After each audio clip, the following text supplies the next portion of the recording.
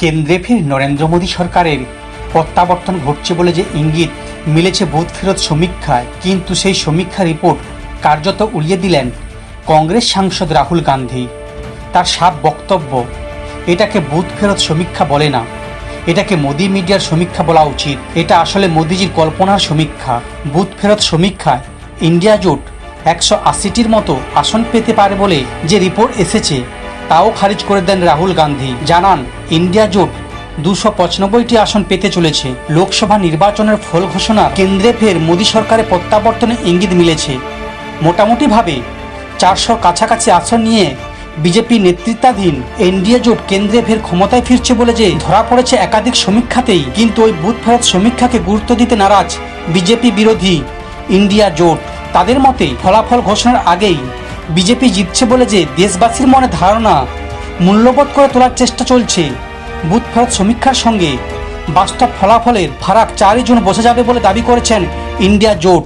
শনিবার সপ্তম তথা শেষ দফা লোকসভা নির্বাচনে ভোট গ্রহণ ছিল, তা মিটতেই সন্ধ্যের পর থেকে একের পর এক বুথ ফেরত সমীক্ষার রিপোর্ট সামনে আসে। গোড়ায় বুথ ফেরত সমীক্ষা নিয়ে আলোচনায় অংশ নিতে চাইলেও বিকেলের কংগ্রেস সভাপতি মল্লিকার্জুন খড়গের বাড়িতে জোটের বৈঠকের পর অংশ নিতে রাজি হয় সব পক্ষ। কিন্তু রিপোর্ট সামনে আসার পর একযোগে সকলেই মোদী সরকারের প্রত্যাবর্তনের সম্ভাবনা খারিজ করে দিয়েছে।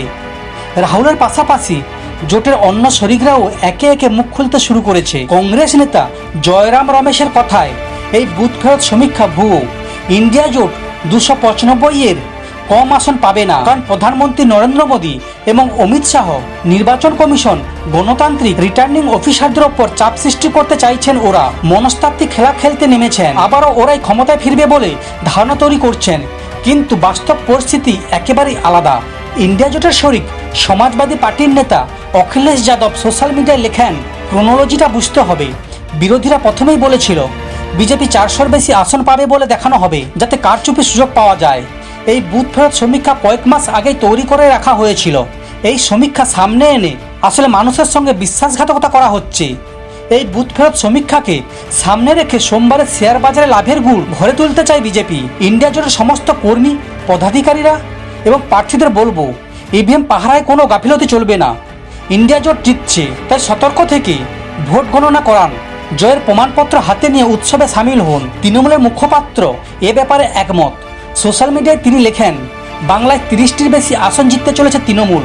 বুথ ফেরত সমীক্ষায় তথাকথিত রিপোর্টে বাস্তব প্রতিফলিত হয়নি। কিছু ক্ষেত্রে পরিকল্পিতভাবে অবাস্তব তথ্য ছড়ানো হয়েছে। অভিষেক বন্দ্যোপাধ্যায়ের সৈনিকরা বিভ্রান্ত হবেন না। গণনার দিন এজেন্টরা শেষ পর্যন্ত সক্রিয় থাকুন।